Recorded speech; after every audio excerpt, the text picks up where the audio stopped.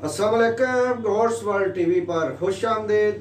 दोस्तों, जैसा कि आप जानते हैं कि 10 दिन पहले मैंने इस बकरी का इलाज शुरू किया था इसकी आंख का, जब इसकी आंख से चर्बी बाहर को उभर रही थी। और मैंने जेंटासिन इंजेक्शन और डेक्सा इंजेक्शन मिक्स करके, यानी 2 डेक्सा और 1 जेंटासिन इंजेक्शन बराबर मिकदार में मिक्स करके इसकी आंख में डालना शुरू किए थे। उस वक्त इसकी आंख से मुसलसल पानी बहता रहता था और इसकी आंख पर एक मोटी तह थी चर्बी की। लेकिन 10 दिन की ट्रीटमेंट से अल्लाह के फजल से इसकी आंख पर सिर्फ एक बारीक सी झिल्ली रह गई है और बाकी चर्बी वगैरह ख़त्म हो गई है और पानी बहना भी बंद हो गया।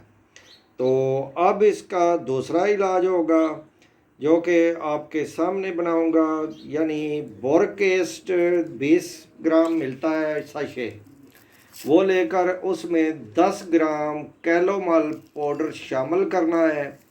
और ये कैसे करना है ये भी आपके सामने करते हैं। अच्छा, इसे अब मिला लेना है और अच्छी तरह मिक्स करके इसकी आँख में डालना है चुटकी से।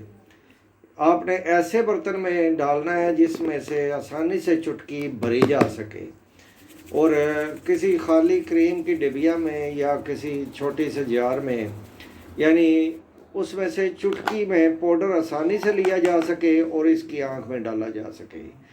और आपके सामने डालते हैं, ये देखें जी, ये आंख अब आपको वाजे इसमें से नज़र आ रही है, झिल्ली बारीक सी रह गई है। तो इसमें जब कैलोमल पाउडर और बोरक एसिड जो है ना वो रगड़ पैदा करेगा और ये झिल्ली फट जाएगी।